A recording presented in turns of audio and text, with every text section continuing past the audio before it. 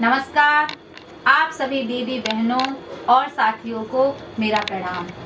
जैसा कि आप सभी जानते हैं, इस वर्ष अप्रैल के महीने में लोकसभा के चुनाव होने जा रहे हैं। 13 मार्च के बाद कभी भी चुनाव की अधिसूचना लग जाएगी और आचार संहिता लग जाएगी। किसी भी देश एवं उसके नागरिकों का विकास एवं स्थिति इस बात पर निर्भर करती है कि देश की बागडोर किसके हाथ में हो। भारत देश की नागरिक होने के नाते मेरी कामना है कि मैं देश की बागडोर मजबूत, काबिल और भरोसेमंद हाथों में हो। भारतीय जनता पार्टी की सदस्य होने के नाते मैं आप सभी साथियों से कहना चाहती हूं कि इस बार फिर से कमल का बटन दबाकर भारतीय जनता पार्टी को विजयी बनाएं। मार्च अप्रैल के महीने में सभी पार्टी द्वारा चुनाव प्रचार अपने उफान पर होगा। विपक्षी पार्टी द्वारा वोटरों को लुभाने के लिए मुफ्त की रोटी बांटी जाएंगी, लोक लुभावने वादे किए जाएंगे, गुमराह करने के लिए भ्रामक योजनाओं का लालच भी दिया जाएगा। भारतीय जनता पार्टी की सदस्य और देशभक्त नागरिक होने के नाते मेरा फर्ज है मैं देश की जनता को जागरूक करूं ताकि लोक लुभावने वादे और योजनाओं से गुमराह होकर अपना वोट बर्बाद ना करें। वो अपना कीमती वोट भारतीय जनता पार्टी को ही दें।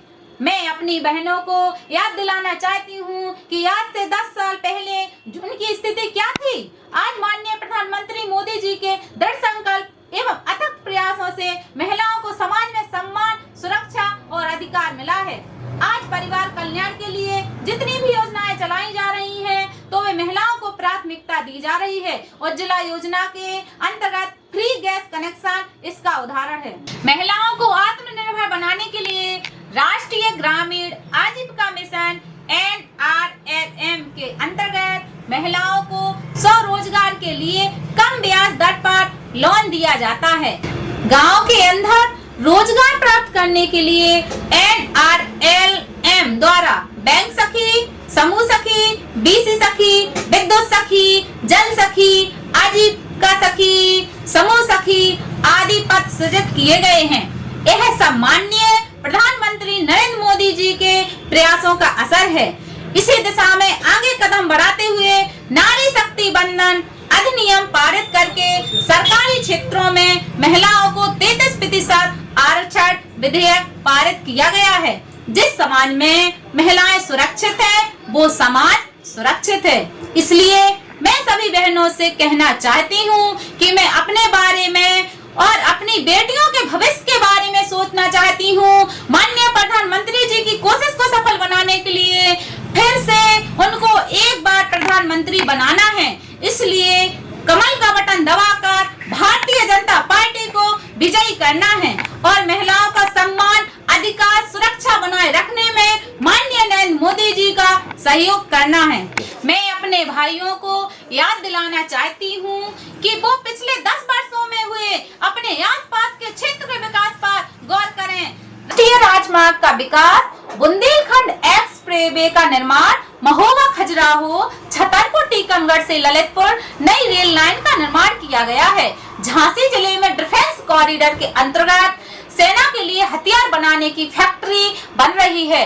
झांसी को नोएडा, लखनऊ की तर्ज पर विकसित किया जा रहा है ताकि क्षेत्र के लोगों को रोजगार के लिए बाहर न जाना पड़े।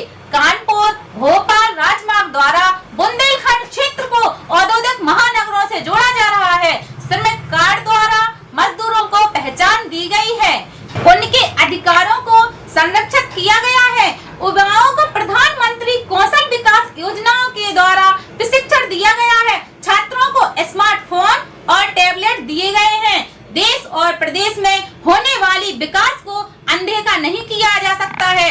देश में इसी तरह विकास होता रहे, इसके लिए मैं आप सभी से कहना चाहती हूँ कि कमल का बटन दबाकर माननीय नरेंद्र मोदी जी को फिर से प्रधानमंत्री बनाना है। इस कोशिश में मुझे आप सभी का साथ चाहिए और अपने अनुभवी बड़े बुजुर्गों से निवेदन है कि वे मुझे अपना आशीर्वाद दें। इसी के साथ